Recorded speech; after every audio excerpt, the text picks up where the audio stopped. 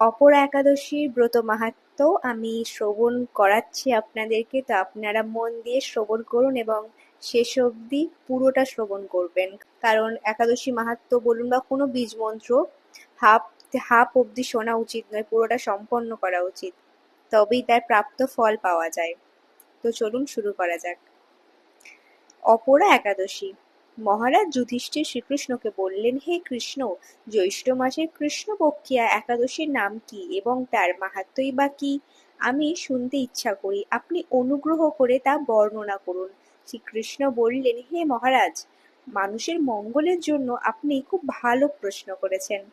বহু পুণ্য প্রদানকারী, মহাপাপ বিনাশকারী ও পুত্রদানকারী এই একাদশী অপরা নামে খ্যাত।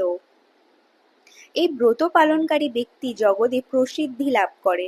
ব্রহ্মহত্যা, গোহত্যা, ভ্রূণ হত্যা, পরনিন্দা, পরস্ত্রীগমন, মিথ্যা ভাষণ প্রভৃতি গুরুতর পাপ এই ব্রত পালনে নষ্ট হয়ে যায়। যারা মিথ্যা সাক্ষ্যদান করে, ওজন বিষয়ে ছলনা করে, শাস্ত্রের মিথ্যা ব্যাখ্যা প্রদান করে, জ্যোতিষের মিথ্যা গণনা ও মিথ্যা চিকিৎসায় রত থাকে, তারা সকলেই নরক যাতনা ভোগ করে। এ সমস্ত ব্যক্তিরাও যদি এই ব্রত পালন করে, তবে তারা সমস্ত পাপ থেকে মুক্ত হয়। ক্ষত্রিয় যদি স্বধর্ম ত্যাগ করে যুদ্ধক্ষেত্র থেকে পালিয়ে যায়, তবে সে ঘোরতর নরকগামী হয়, কিন্তু সেও এই ব্রত পালনে মুক্ত হয়ে স্বর্গগতি লাভ করে।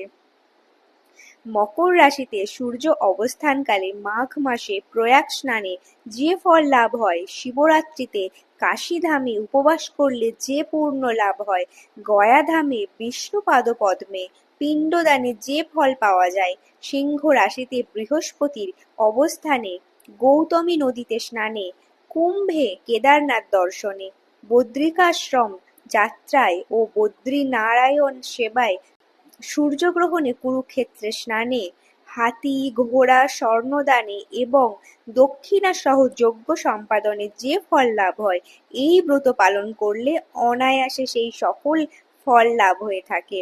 এই অপরা ব্রত পাপরূপ বৃক্ষের কুঠার স্বরূপ, পাপরূপ কাষ্ঠের দাবাগ্নির মতো, পাপরূপ অন্ধকারের সূর্য সদৃশ্য এবং পাপ হস্তির সিংহ স্বরূপ। এই ব্রত পালন করে যে ব্যক্তি জীবন ধারণ করে, এই ব্রত পালন না করে যে ব্যক্তি জীবন ধারণ করে, জলে বুদবুদের মতো তাদের জন্ম মৃত্যু কেবল সার হয়। অপরা একাদশীতে উপবাস করে বিষ্ণু পূজা করলে সর্ব পাপ মুক্ত হয়ে বিষ্ণুলোকে গতি হয়। এই ব্রত কথা পাঠ ও শ্রবণ করলে সহস্র গোদানের ফল লাভ হয়। ব্রহ্মাণ্ড পুরাণে এই ব্রত মাহাত্ম্য বর্ণনা করা হয়েছে। তো আপনারা সকলেই একাদশী মাহাত্ম্যটি বারংবার শ্রবণ করবেন। শ্রী রাধে।